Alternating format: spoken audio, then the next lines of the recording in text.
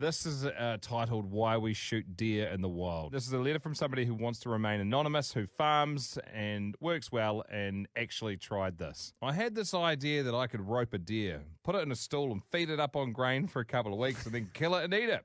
The first step in this adventure was getting a deer. I figured that since they congregate at my cattle feeder and do not seem to have much fear of me when we're there, it should not be too difficult to rope one. I filled the cattle feeder and then hid down at the end with my rope. The cattle, having seen the rope thing before, stayed well back and they weren't having any of it.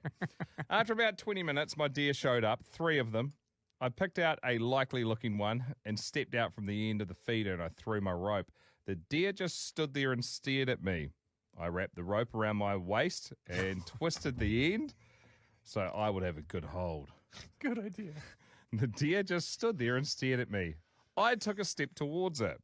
It took a step away. I put a little tension on the rope and then received an education.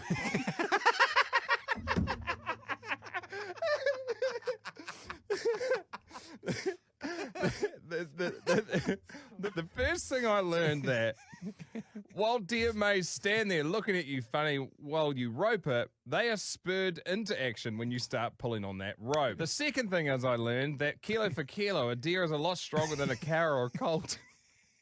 A cow or a colt in that weight range, I could fight down with a rope and some dignity. A deer, no chance. That thing ran and bucked and twisted and pulled. There was no controlling it and certainly no getting close to it.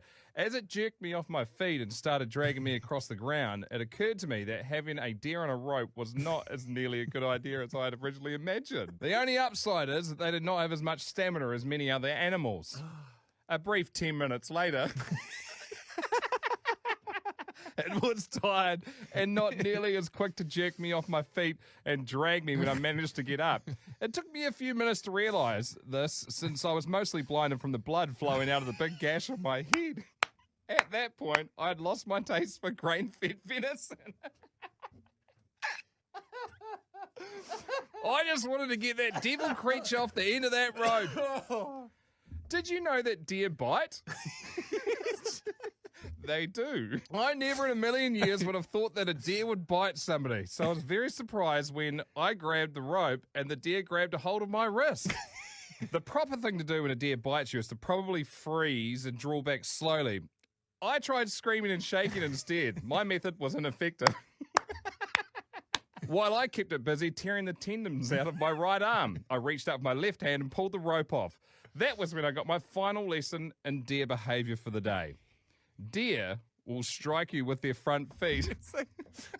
They punch like boxers. They rear right up on their back feet and strike right about the head and shoulder level. And then their hooves are actually surprisingly sharp. When this deer tried to have a go, I screamed and tried to run. I'd always been told not to try and run from horses, as there was a good chance they would hit you in the back of the head. Deer may not be so different from horses after all, besides being twice as strong and 3 times as evil, because the second I turned to run, it hit me right in the back of the head and knocked me down.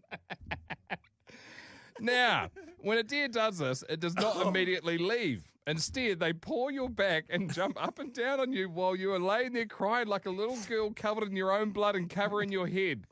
Like the bear in Revenant. I managed to finally crawl under the truck and the deer went away. So now I know why people take rifles with a scope when they go deer hunting. It's to even the odds. All these events are true, so help me, Jesus, from an educated farmer. Wow, that is an absolutely wild and epic yarn.